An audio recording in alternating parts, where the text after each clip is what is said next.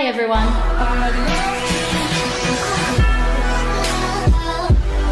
I'm Nefeli, a professional dancer from Cyprus, and I've created this video podcast series to showcase Cypriot talent and especially Cypriot dancers because I think we deserve to be more appreciated in the arts industry. The reason we'll be speaking in English is so that anyone around the world can listen if they'd like to and understand what Cypriots can bring to the table. Our next guest is a woman who has worked so much in the Cypriot industry and abroad.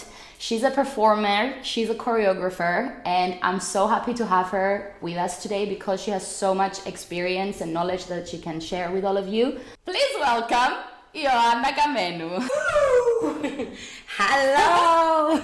Hi, welcome. Thank you for inviting me. Hello everyone. Ioanna, I'm taking it chronologically with everyone because I like how it sounds like a story. So go way back. How did your story start? Who introduced you to dance or how? My mom actually forced me to get into dancing because I was this kid that I was always extremely energetic, extremely over the top till now. So you had to have something to take it out on. Yes, to take it out on, to just get out of the house and all this energy just to ground me and make me a little bit more of a, have a schedule and disciplined. Yes, that's the word. And also I wasn't sleeping. I didn't like to sleep either. So hopefully that will tire me. This sounds like so you. Yes, so I started dancing since 3 years old, and my mom said to me that since that day I've never asked her to stop, which was really nice to hear. So I started dancing with ballet, and then this is when my dance teacher told her, you know what, I think she might have a talent. I see something in her. So then my mom started, to put me into more dancing classes, like jazz class. I even started tap dancing. So it was really nice because back then my dance studio that I used to go, it was very big and also on the TV as well. So I got on the TV when I was 7 years old. Wow. Tap dancing. Here? Yes, here in Cyprus at Rik. I will never forget this. I was this little toddler. And yes, I was just tap dancing my way through life. And then I started with singing, acting, musical theater. So I was trying to, get an overall, being good. Be a triple threat. Yes, exactly. Mm-hmm. My mom always told me, you know what, I think you should follow this. And I was like, Mom, I don't think this is for me. I love doing it as a hobby because I used to come at home and I used to tell her, Mom, I know what I want to be. And I used to tell her like an archaeologist, and she's like, oh my God. What? Yes, I used to love theoretical subjects. Like I used to be very good in writing. I used to be very good in memorizing. So I was like, maybe I just want to be a Greek teacher or something with history. Weirdly enough, I think that would suit you as well. Thank you. Thank you. Yeah. Something that I can, tell people off. But yes, my mom was like, absolutely not. I'm not spending all this money to send you to be, Really? So she supported you? Yeah, she was the one that saw this little spark I had. And so since that day, she kept pushing me to follow my path. Mm-hmm. And she was right. She was right. Moms are always right. Mom always know. Yeah. So having said that, was there a specific moment that it clicked in your head that this is what I want to do, that's what I'm going to follow? Or after I became a teenager, after I closed 13, 14, I was like, that's okay, yes, let's take this seriously, because I think I am a creative person and I understand that because everything creative I do, I think I'm good at it. For example, I used to play the piano a lot. I have a very good ear. I want here if you want. Yeah, I'll play you a little bit afterwards. I have this eye, I don't know how to explain it. Wherever I see I see a picture, I can imagine a whole thing around this picture. So I knew it would be something in a creative way. And then I got introduced into musicals. And I think this is where I fell in love. Because I used to go summer schools in England. And I used to go see a lot of shows. And this is where I kept my inspiration. My inspiration was I was like, I really want to be in this one day. It just... I can relate. Yes, and I was lucky enough that I think the summer schools really, really helped going in a young age, because you saw the talent, you saw what you needed to work towards, and see of course the level, and just have a goal from a young age. I think that's what really, really helped, because I never remember myself on a Friday night going out. I was always in a dance studio. I lost a lot of friendships because I was in a dance studio, always practicing or rehearsing. Sacrifices. A lot of sacrifices. Till this day, this industry, it's all about sacrifices. If you don't sacrifice, that means your priorities are different. So then, university. You got into... Performers College. I was lucky enough to get a scholarship there. I actually auditioned in 5 colleges. It's very weird, because I was going to one and then I was like, oh, I want to come here. And then I was going the next day to the next. I was like, maybe I want to come here. Yes, I was lucky enough that I got into all of them. But of course, the financials, because they're private colleges specifically for... You were good enough to get into all of them, not lucky enough. I felt ready. I think I was good enough, yes. And I think what really, really drove me was my passion. Because at the end of the day, that's what I say to my students. You don't need to be the perfect dancer. They want to see your potential. Yeah, and you just have this spark. And if you're good enough in your technique and they know they can, mold you to what you can be, then you will get in. So I got into all of them, and of course I ended up being in Performers College, where I got my scholarship, and I wouldn't have it any other way. It was meant for me to be That was my next question. For sure. I cannot imagine my life being somewhere else, because I'm a person that loves the schedule. And it was so nice, because I used to wake up always at 6:30 in the morning. Sometimes I had ballet at 8 a.m. And then it used to go like how it's in school. Like, you do your ballet, then you do your jazz, you have a break. Then you do your partnering, then you do your acting, your musical theater. It was really nice, because I always had something till the day was done. So I liked that, because I was warm, I was ready to continue. Yeah, that's, I think, what drove me. And of course, the place is incredible there. Nice, very nice. Did you have a mentor at university? I like to ask this question because I didn't go to university for dance. I never had someone, that I could go to with all my questions, and I kind of had to find things out on my own, or ask people, talk with people, try. And now I do have a mentor, and it's like a whole other world. Yeah. So yeah, that's why I'm asking. Not really a mentor, but what they do, because you're a first year and everything, it's brand new when you enter the college or university or wherever, they put you with a buddy. So, and usually they're third years. So you can go with them, to them, asking them whatever you want. What shall I eat to be okay? Or what, how is the schedule? Or I'm not feeling well. Like, they kind of have you as for you to feel like, okay, I'm in the right place, and protect you. And the teachers, they used to tell us, our door is open, anytime you want, basically. But I didn't have a mentor. I had to figure it out all by myself. And you shouldn't. It's nice to have the help. And especially when you get out of college as much, because they do specific classes that they're like the audition classes, or how to do your makeup, or what to dress, or your look. They're very, very big on your look. But living outside of college, because it's a little bit like a fishbowl, and then you get thrown into the big world, this is the big shock. And nobody was really telling us about that. So coming out of college then, with your degree and all the knowledge that you got from there and experience, how What were your first steps to book your first job?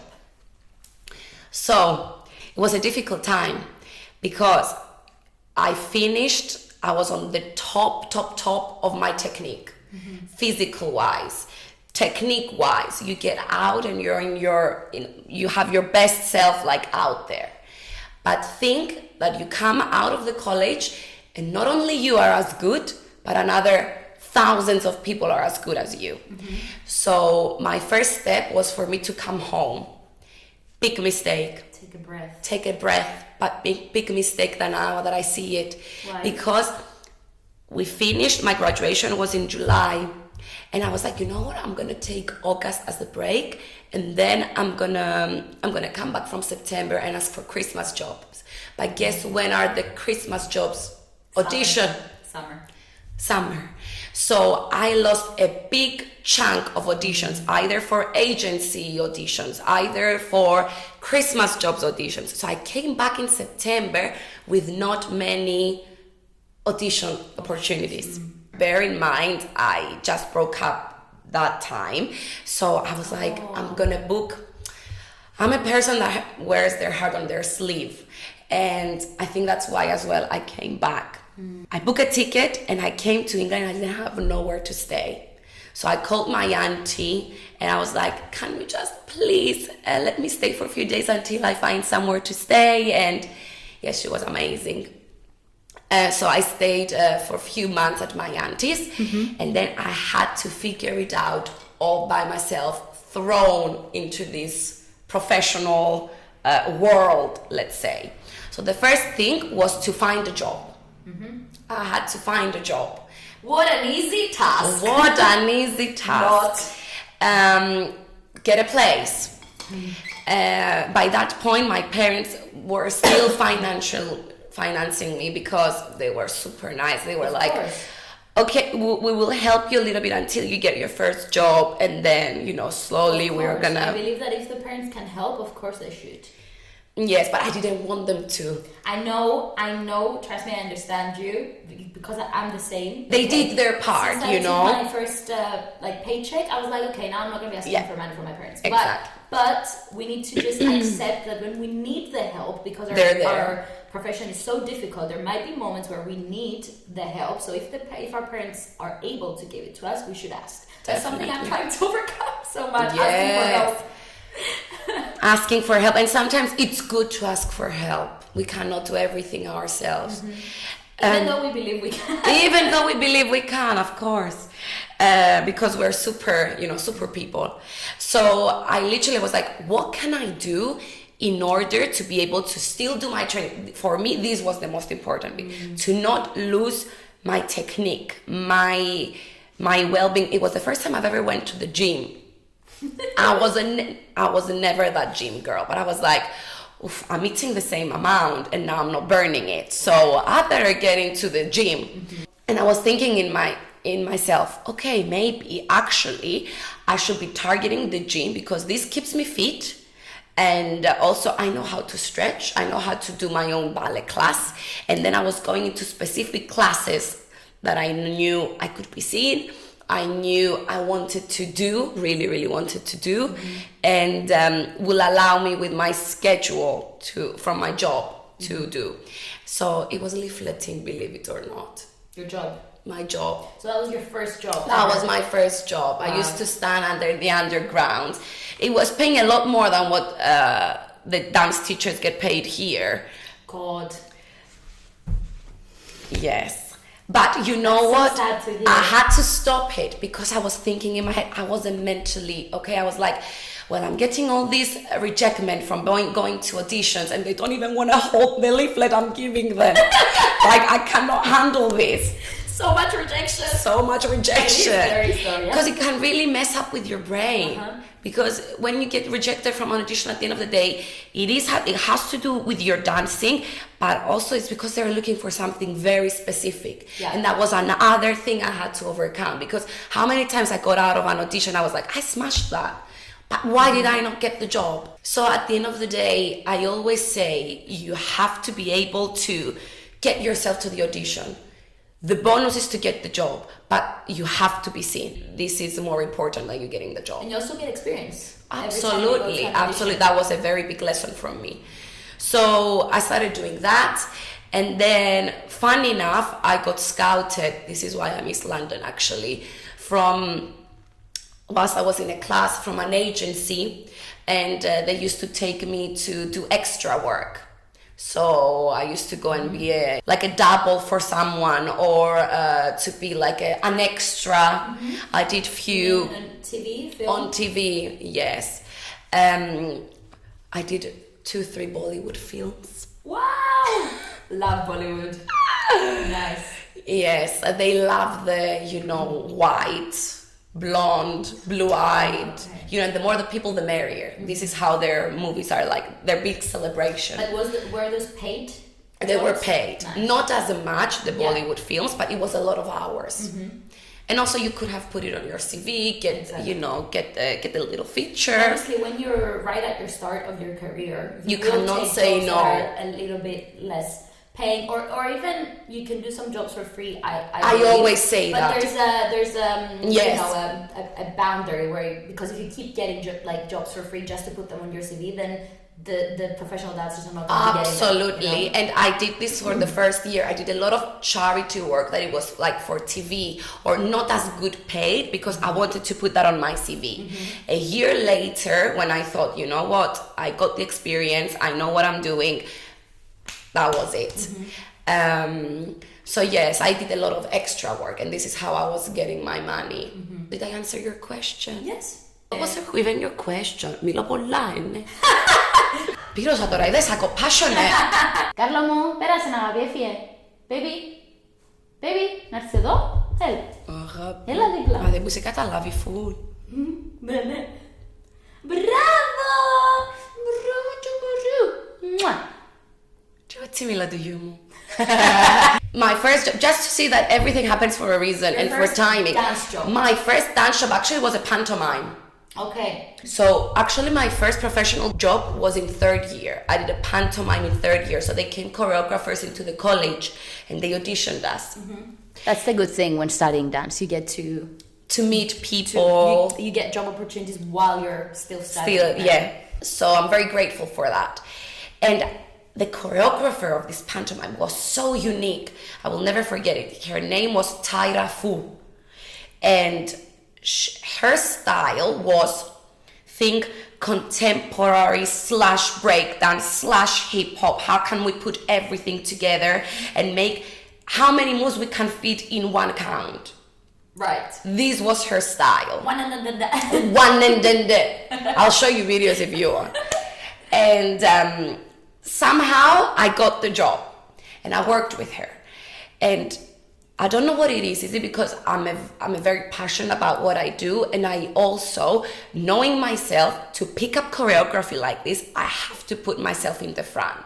So it was me and another 3 dancers from the college that got the job. You mean you went to the front row at the audition? To the casting, that casting happened. I actually never put myself to the front to the audition. I'll tell you about this. Okay. If you want some audition techniques that I do. And I got the job, and I put myself in forward when she used to teach, and she saw that I was picking up kind of fast. But also she asked us, you guys, I'm gonna need help, when she was, choreographing for the show. And she said, who is up for being my assistant? Without even thinking and how difficult her choreography was, I was like, So not only I put myself in there, I challenged myself to learn from her, practice my pickup skills, my memory, because she used to show so fast that she couldn't remember what she was doing. So it was up to me to remember what she was doing and then show it to the rest of the cast. And I think she really, really liked me. And coming back to your question, September, I came back. I knew Taira Fu auditioned already for the pantomime, for a pantomime. It was going to be in Wales, actually. And I couldn't go because I was in Cyprus. So it's okay. I did some other auditions. I didn't get anything. And I called my mom. I remember it was October. And I said, Mom, it's been 2 months. Imagine in my head, 2 months, such a long time, 2 months. It is, because if you're living it day to day, it is long. Yes, that's how I was feeling. Now that I look back, I'm like, 2 months was nothing. Other people don't get their first professional job like in years.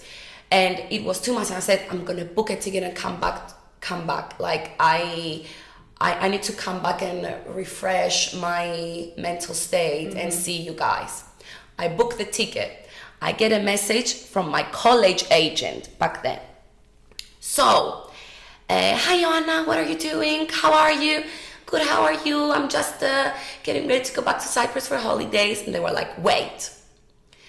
So there's one choreographer that has asked specifically you to audition tomorrow, a private audition, because one of the dancers that she was going to dance in the pantomime got injured. And it's between you and another girl. The choreographer is recommending you and the musical director, because we were going to sing live. There was singing involved. There was singing involved as well. Full-on production. and the musical director wants another girl. So it's going to be between you two girls getting the job. It's tomorrow the audition. Don't go back to Cyprus. Do the audition. Mom, you won't believe it. Like, sometimes you have to shake the universe, I said to her, to just... You have to move the universe to get what you want. So if I didn't book this ticket, what would have happened? I don't know. Anyway, so I go to this random place. I do the audition, and it used to be another girl that she was amazing. And again, it was from my college. And I was like, oh, I don't know if I have a chance, because she's an amazing singer and dancer, where I'm a dancer and then singer. So it was so random now that I'm thinking about it. We were in this hall, we did the audition. I knew her style. I knew the choreographer's style. So I was picking it up like, but she knew the musical director. So I danced. 50-50. It was 50-50. So I danced the best I could, and I tried to sing the best I could. They call me the same night and they tell me, you got the job. Yes! So that was the next month. I was up in Wales, and this is how it all started. So you put yourself out there with this choreographer. You became her assistant. So I was her assistant again. How she was choreographing, and that helped you in the audition for the Christmas pantomime to get that. And I was her dance captain again on the second job, and we always kept in touch. So she was always messaging. Like, relationships are everything in this industry. Networking. Of course, talent always helps, but you have to be able to not be shy. Talent and hard work, though. Hard work. It's humbleness, talent, hard work. These are the three things I always say. Be a good person and work hard and be talented. And then I came back with a bit more full, money in my bag. And I did a bit of a break, and then I came back. I was like, okay, back to the hunting now. This is the bad thing with our industry. When you have your job, you're up there. And then once you're finished, you're back on bottom. You have to start from zero. And I said, okay, plan. What do I do? I said, I need to learn things about myself and what I'm comfortable with. So I always said Mondays were my laptop days, were my work days. So this is where I was finding the auditions, and I was spending hours in front of the laptop, sending emails. At what age was that? 21, 22? That was age of 21. Yeah. And I was going to any audition you can imagine, because I was like, I need to realize who I am. Because when you get out of college, sometimes you lose yourself a little bit because you're good at everything. But going to auditions and have the experience, you understand, oh, okay, they like this about me. Why did I get cut on this? And I was always asking for feedback. And also what you want to do, like what jobs you want to do. I always knew I wanted to do musicals. And I always knew that that's why I always say I'm a performer. I never say I'm just a dancer, because when I dance, I act. It comes together. It all comes together. You're a performer as well. You're not just a dancer.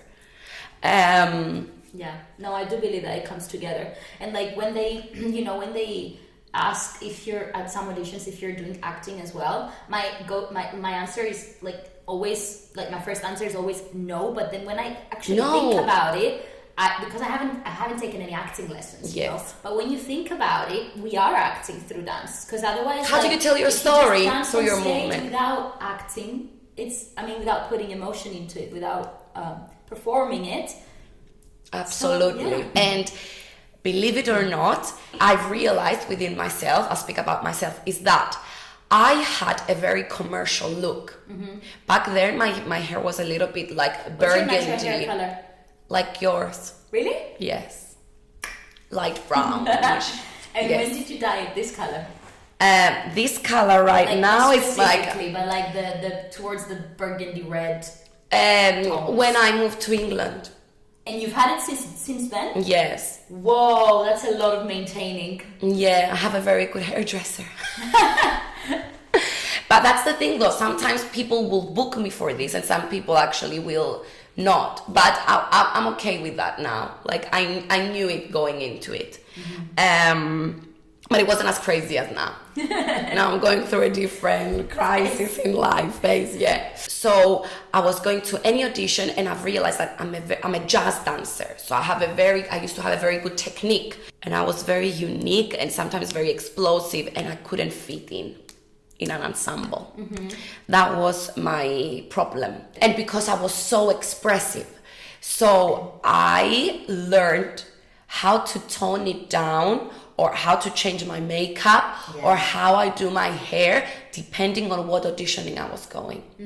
First, I don't like toning it down though. That's like a pet peeve. But if you have to, you know what? I was the same because you're like they're gonna employ me because this is who I am. But you will get this a lot. You won't be able to fit in. Yeah. You won't be able to fit in. No, and I started to see that. I'll tell you, I did Thursford Christmas Spectacular. It was my dream to do that. It was a showgirl job. And I was probably the shortest. But because I learned so many things about myself, and also they look at other things like how you stand in the side of the room and things like that as well. The choreographer came to me and she said to me, let's make up. Whoa. Let's make up tomorrow. Yeah. No, I understand that we need to know what makeup we need to do for each job. Like I know, like if I go to a Disneyland audition, I'm gonna do like very natural makeup. Like I'm not, very very natural. Like I'm not wearing anything. Or if I go to a showgirl audition, I'm gonna put red lips on because you have to, and black eyeliner most probably, and like look fresh back, for example. Exactly. So like I understand that, and you need to obviously dress up for the job and like do everything for them to kind of imagine how you're gonna look on stage. But it's the toning down that I don't like, as in the physical one when we're dancing, because like we're trying so much when we're training when we're younger to like go bigger. Like a correction that I was getting all the time was like elongate, bigger, make it bigger and bigger, and I've tried so hard to achieve that now telling me to tone it down is like, and also going big, I don't mean not controlling your moves, because that's a different thing. It's like a professional needs to know how to make it absolutely huge, but be controlled, clean, and like using our muscles and everything. That's clear. But then toning it down, like energy wise, and like when you have to fit in an ensemble of 22 girls, you need to be able to feel the energy of your person next to you and be able to match that. And that's another thing I used to do. I was always putting myself into auditions that people will look very similar to me, depending from the job. Casting type, yeah. That's smart. Thank you. If she was good as well, I was like, I'm standing next to you, girl. So I realized that I got celebrated a lot in contemporary. Because in contemporary they tell you, be yourself, express yourself however you want, be unique, expand, be as big as you want. So I could find myself being in a contemporary company I ended up going to an audition and I got the job to be in a contemporary company because where I got rejected because I wasn't fitting enough in the contemporary world, I was celebrated of my uniqueness. So I was like, okay, I started loving myself again. I was like, okay, so I've learned a lot from that. All my improvisational skills and my freestyle, and I've learned a lot. And then after that, I ended up being in another company that was more like break dancing and very experimental. So that helped me a lot as a dancer to train without learn exactly, learn as well about myself plus my skills, plus keep auditioning because I knew what my goal was, and that was to be in a professional job in London or somewhere around the world. Yeah. So basically you're saying it depends on the style, dance style and type of job that you're auditioning for. Absolutely. How you're gonna approach it. Absolutely. Yeah. Absolutely. You have to do your homework before you go to the audition. I was always doing my homework. Who's the choreographer? What did they do? 100%. If it was a musical, I need to watch the musical. Okay, if it's a musical and I have to sing, what do I have on my repertoire? I make sure I do some singing lessons. I was never going to auditions unprepared. Never. We're ready. I know you've done a lot of jobs. So choose like some highlights, the ones that you think that were the most important to you, not to the world, because success looks different to every person. So to you, and tell me a little bit about them, because I know I'll tell you again chronologically. Yeah, and you've done a lot of cruise ship work. I did. So I did. I want to hear about that. So one of them was Britain's Got Talent. What? I didn't know that. I got paid to audition in Britain's Got Talent. To audition as in to be a contestant? To be a contestant, and they paid us. Wow. Yes. Because they wanted to get a story out of us. They just wanted 10 leggy girls. This is what the advertisement of the audition was. We need 10 leggy girls, professional leggy. This is what I was saying. I will never forget it. Leggy girls, height, for a TV paid job. We go there, so many girls. We got the job, and then they tell us it's for Britain's Got Talent. You're gonna get paid to rehearse and audition for Britain's Got Talent. Whoa! And it was like a full-on can number. Is there a video of this? I may have some pictures, and it was fun. It was really fun. So whatever you see on reality TV shows, everyone, it's fake. It's not really the truth. Yes, and I remember we had to stand there, and the cameraman was like, okay, now tell us, make sure you show that you're stressed, that you're about to get on set. And we literally had to be like, in front of the TV. Were you stressed? Not really. I was like, can you please let me do my warm-up? That's what I was thinking in my head. I'm about to kick my leg 12 times. Yes.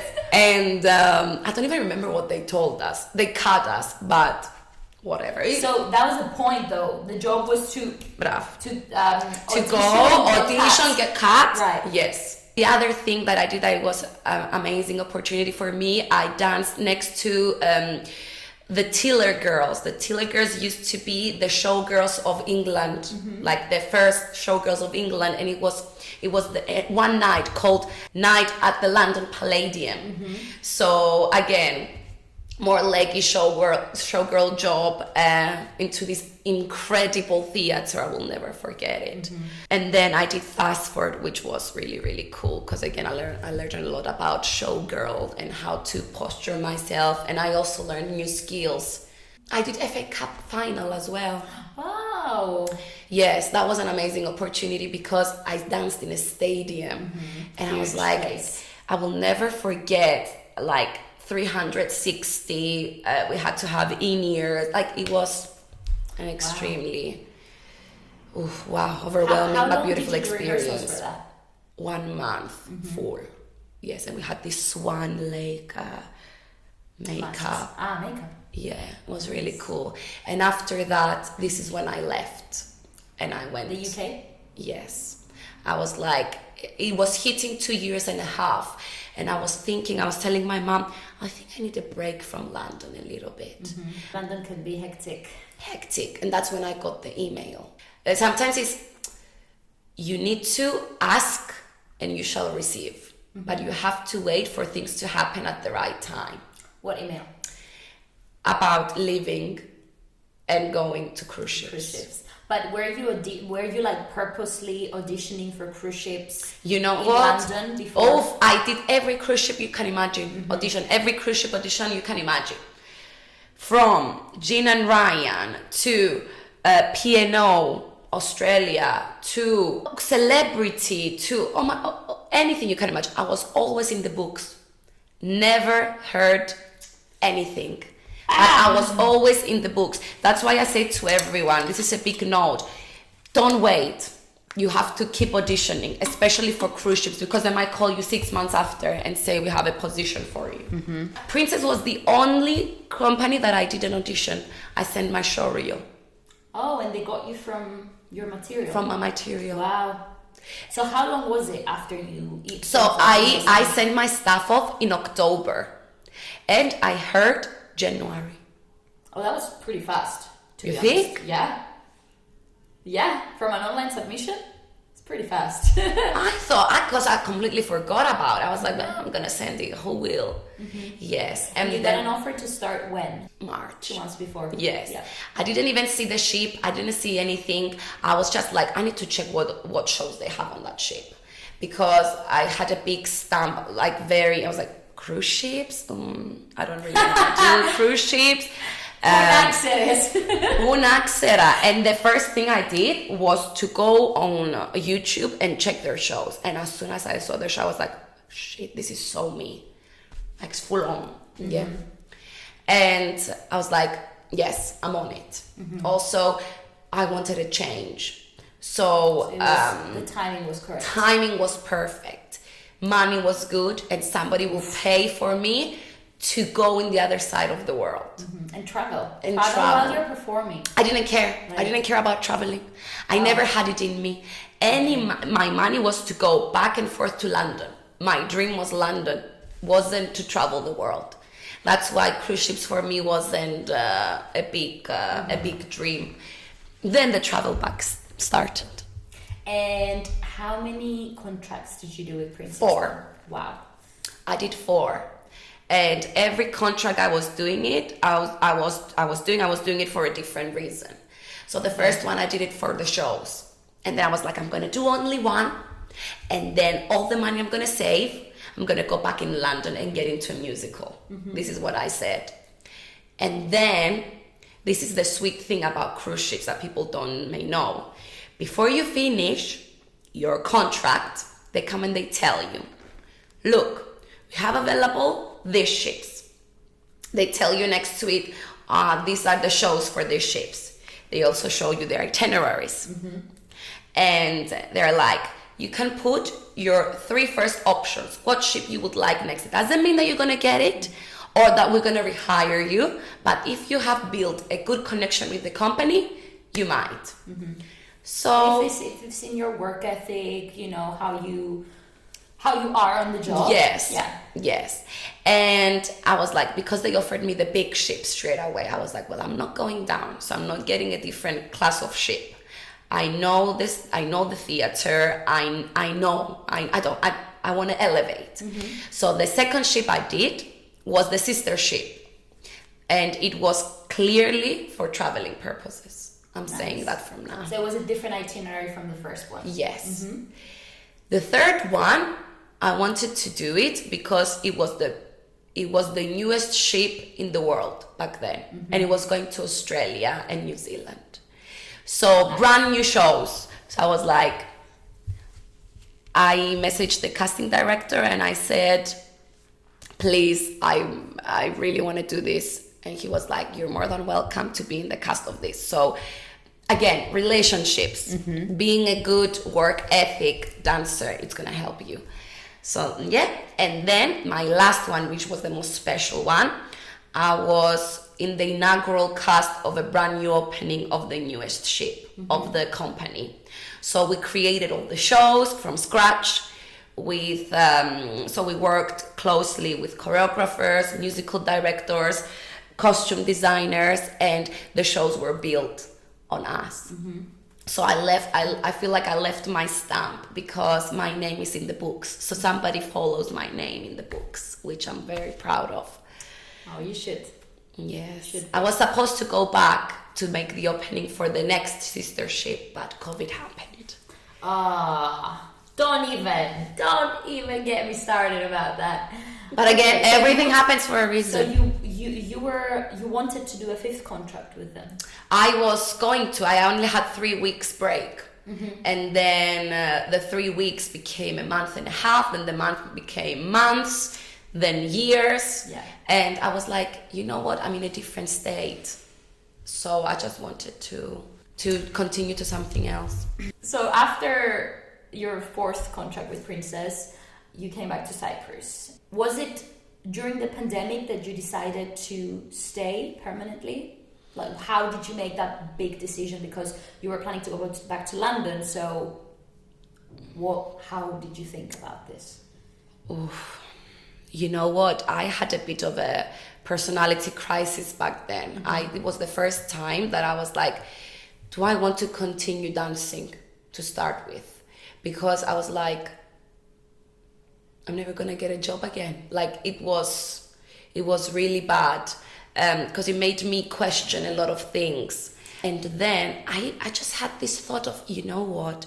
I've been in a bag, my life in a bag for the past 10 years, since 18. I left and I was almost 28 and I never stayed at home. And pandemic made me really, really miss my family and enjoy my family at the same time. So I was like, you know what? I think I am experienced enough, I said, to maybe start building something here. And first of all, I need to start in creating a name for myself in here, because actually outside of the world, they know me more than in my own home country. Had you done any jobs in Cyprus until then, or I used to hit, because I'm from Nicosia, it's a lot easier to get TV work, let's say, because everything happens in Nicosia. So if I came back to Cyprus, I was always messaging the choreographers that I knew, and I was like, I'm back, if there's something up, I will be interested. But because it was, again, the pandemic, not much stuff, but I did do a lot of TV work before. Yes. That's good. So you had like you had started somehow I did. getting into the industry. Yes. So I was like, I'm gonna start teaching. And I know I'm good at training people because I know what they're looking for outside. So I really, really enjoyed private classes. So I started a lot of my private classes. And weirdly enough, people knew about me. So I started, training and giving everything I had and I knew to people. And then I hit some different dance schools. So I decided to be a part-time teacher in Cyprus, just so people got to know me. Yeah, it's a smart way to start for sure. And also you got into, you trained a new skill of yours to teach. And like how to transfer information to other people. Absolutely. I was teaching a bit in England as well, and I was covering some classes of some choreographers or some teachers of mine, but never in Cyprus and for such a long time. So consistently. Yes. So I was like, oh, it's nice. You get a different type of love from teaching. But once you're a performer, you will always be a performer. It's always like a little thing in here that you just want to be on stage. That's why I never did it full time. Because I always wanted to perform. So that started, and then this is when the brand opportunity came to Limassol. Oh, okay. But you have done other stuff. I remember you've done a musical here as well, like Berlin, bravo! Yeah, right. Ooh. You've done a lot of awards. I auditioned 5 months pregnant to that. Right. I was gonna ask you about that too. Yes, and also that's another thing I didn't live. I got pregnant. Yes. So after the teaching, then I got pregnant, and I wasn't telling anyone because I was like, well, once a performer, always a performer. So I was 5 months pregnant. I was trying to hide it because something in my head was telling me people would not want to work with me. So I get this call, and I saw the casting, whatever, how it happened, and I went to the casting, and I was pregnant 5 months, and they needed a show at 5 months. I knew how to cover it With clothes. Yes, with clothes. Wow. I was dancing fully till I was 7 months. Wow. Yes, I was in my split. I will never forget till I was 6 months. Name a few of the jobs that you've done here in Cyprus, and then we'll talk about your pregnancy. I did a presenting job actually for China. I did a musical called Goodbye Berlin. Goodbye Berlin. But actually, I was Ciao Berlin, and I was like, Ciao is Italian. yeah, but actually it was cabaret. It was the songs from cabaret. What else did I do? I did award shows. I was blessed enough to do all the TV work with Super Music Awards, Louis Night Show, Madame Figaro. Did you do all of this as a performer, or did you choreograph for some of these as well? I've been given the chance to choreograph one piece in Super Music Awards, but I was more of a performer, which was nice because, again, I like to observe and I like to see how things are done. And because being a choreographer and artistic director in front of a TV, it's a completely different thing than being an artistic director for stage, let's say. For sure, yeah. Any TV shows we've got, Ioanna has been on. I've been on, you guys. I'm very blessed. No, that sounded very bad, but No, I feel very honored. grateful, I'm very grateful. Yes. Yeah. And then City of Dreams came around. City of Dreams, yes. Funny story. I knew it was going to be built, this City of Dreams in Cyprus. I knew it before finishing my contract on the ship. And you see how we manifest things sometimes. Yes. That was like... And I was like, this will be such a good gig as a choreographer to have. And I used to say, I really hope they choose Cypriot talents. If something big, it's going to happen here. I used to say this. And I remember when we were creating the shows on the ship, the choreographers, I used them as my mentors without them knowing. So I used to sit whenever I didn't have a rehearsal. I still used to sit in the side of the room, and I used to see how they were working. So you were shadowing them? I was shadowing without them knowing. And because I used to say, one day, this is what I want to do, to create my own shows. This is the next step for me. I always have a plan of what I want to do and how I want to elevate. This is, I think, what helped me in my career, because I was always working towards a goal. Yes. Having a plan is the way to go. It might not happen how you want it, but it's going to happen how it's meant to happen. And sometimes it's better. Yes, and I used to keep saying this. I want to create my own shows. And I even went and I spoke with one of the choreographers, and he let me sit by his side. Danny Tisson, love you. And because at the end of the day, it's not only about the choreography. The choreography is the easiest part. But when you're putting something on stage, you need to think about the visual, about the scenery, the costumes, everything. So I remember I used to look at him, and we were dancing full out in front of the choreographer, and he used to sit like this. He wasn't even watching us, but I could see him visualizing the whole thing, how he was treating us, that he was open to hear our ideas. Because when you create something from scratch, depending from the choreographer you're working on, sometimes they don't let you speak. They want to do their vision, but he was amazing in letting us express ourselves. So yes, it was very nice to work with both of types of choreographers like that. So I felt like so ready to do this, to create this. And funny enough, they approached me to come and interview. It was the first time I actually got interview in City of Dreams. Usually, we practice, we dance. Yeah. It was the first time I sat and I spoke to someone. And I remember it ended up being a 2 hours interview. Yes, because I had so much to say. They were asking me questions and I felt it went really, really well. And also people that are not in our industry specifically, they don't exactly know how these things work. Like, you need to audition to find your dancers, and that's how the shows are going to be built. And absolutely. We need music, we need that, we need, all of that. And another thing I want to say is that it's, especially when you put shows, it's amazing when you're a choreographer, and it's amazing to be a teacher, but you need to be able to know about entertainment. It's a completely different thing because it has to do with your clientele.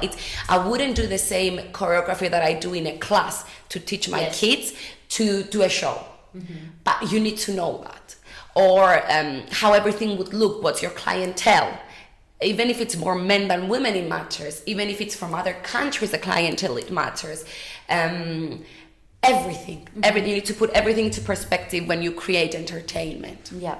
And now at City of Dreams, I know you perform shows 4 times a week. And yes. How is that job like? Because it's like the only performance job that we've got going on right in now Cyprus. So. It's amazing because it could be anywhere around in the world. You could book this gig anywhere around the world. It just happened to be in Cyprus. And I'm extremely grateful that they decided finally to give a job like this, not only to me, that I'm the stage and events choreographer there, but also the dancers are yes. And we are part-time there, so we're not full-time, and also that gives us the opportunity to do other things outside of that as well, which I think it's super nice. I always say this: when you do an opening, it's a blessing and a curse, because not everything will go how you want it to go.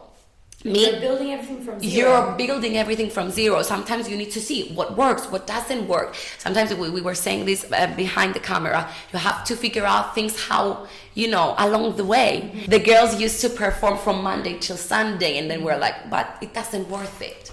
It's better to have more times for... that at the beginning? Yeah. And it was 3 shows per night as well. Now it's 2 shows per night. 20-minute shows? It's 10 to 15. 10 to 15, okay. Yes, and we started with 10 dancers. Now we know that it works to have 6 dancers plus me. Sometimes if I'm needed, I will get on stage too, because it's a corporate company. Things don't move as fast. We have to get permissions for things, so everything needs to be super organized. So much time prior before putting the show. So everything is a learning process. But at the beginning, I remember I came so fresh back from we had a break from pandemic. I came back from LA, so I was like, oh my gosh, I'm gonna create this and this and this. When did you go to LA? It was from 2016. I was always in LA for rehearsals. That's when I say LA. Ah, you mean the Princess? Right. Yes, got it. I say LA because LA was our base. Yeah, got it.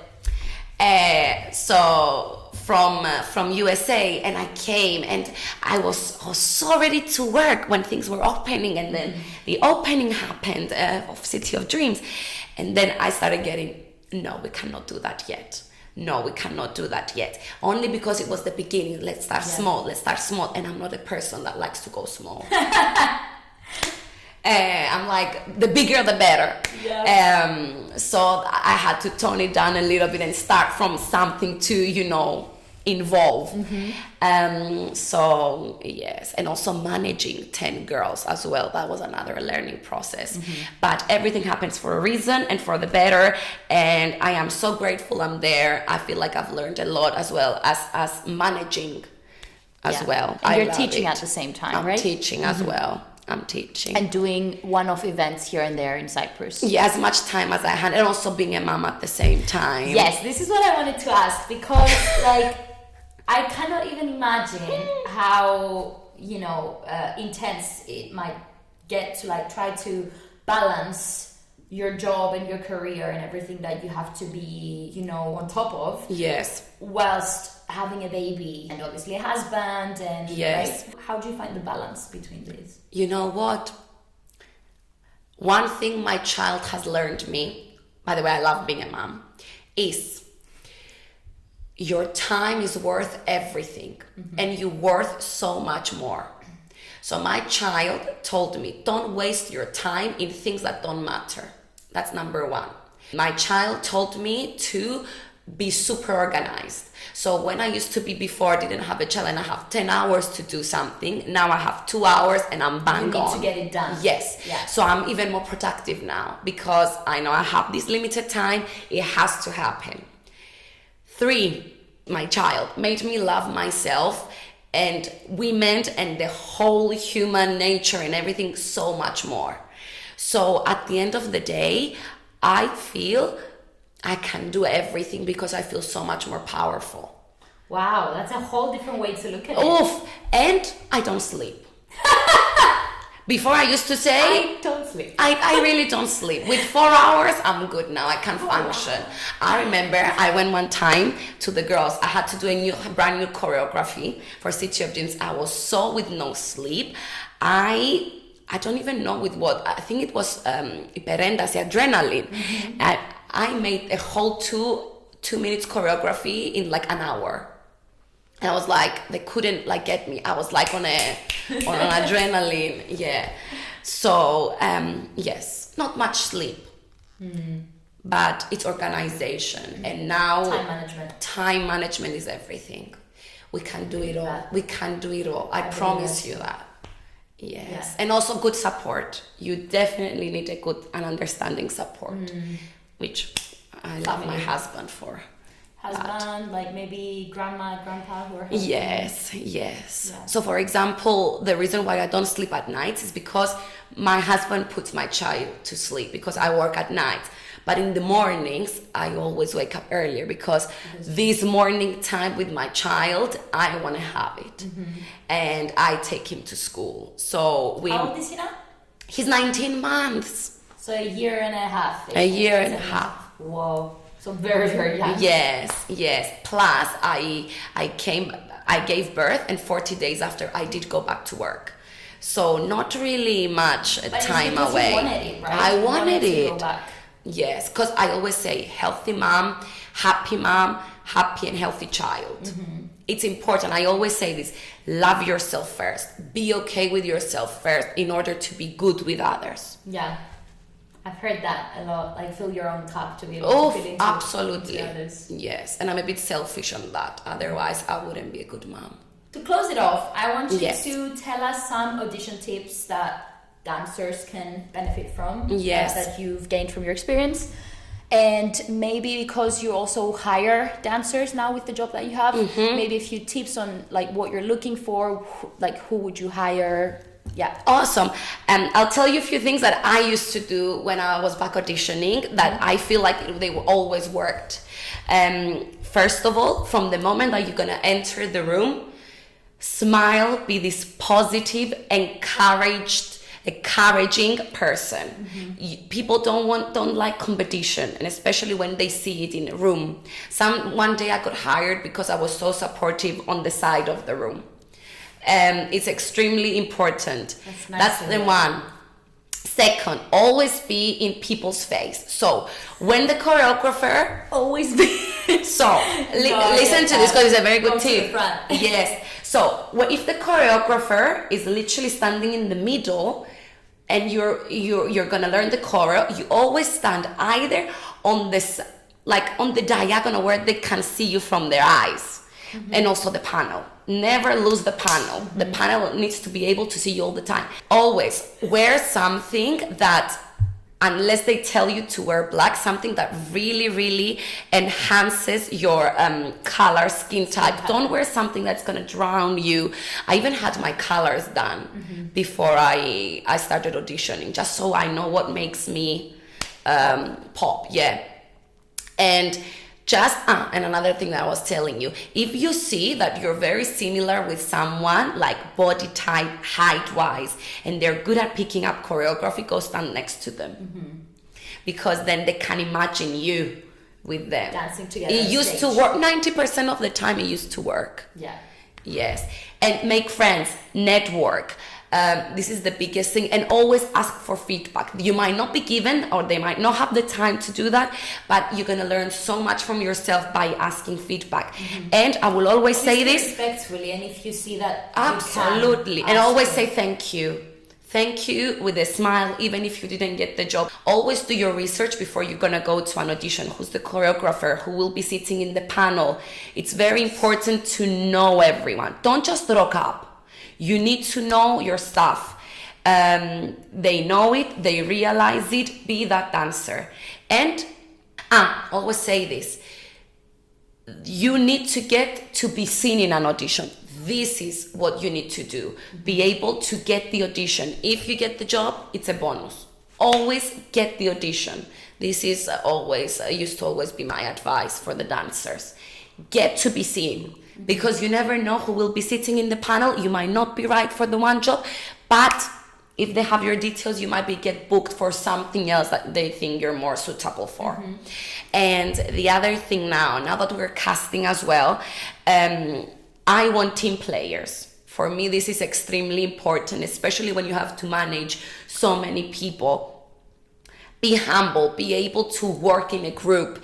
I want you open and positive in case I tell you one thing one day, I want you to be able to deliver the next day, even if I change it. And I don't want you to come and tell me, but you told me this thing yesterday, but it changed today. So be adaptable. This is what I'm trying to say. Don't complain to your choreographer. Don't complain. I don't want to know. Honestly. Let me do my job. And also, your concern is to be a dancer. Don't worry about anything else rather than just doing your job. And do again your homework. If I show you choreography, make sure you remember it the next day, because I won't have time to keep repeating. Just always be punctual, organized, and knowing your stuff with a smile and good energy. Yeah.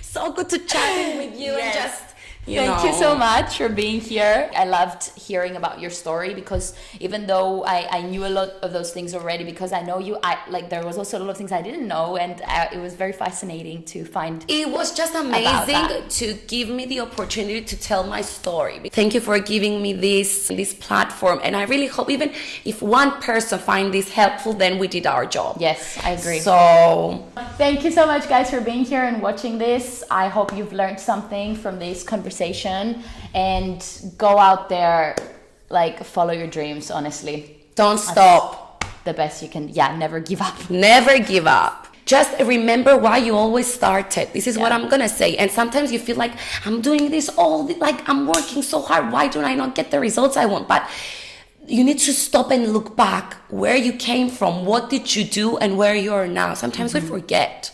We forget the journey. We want the result, but we forget the journey. Just don't forget why you started. And if you love this, there's no way you're not gonna make it. I believe this 100%. I'll see you at the next episode of the Cypriot Talent Spotlight. And that's a wrap. That's a wrap. Thank you so much. I love this.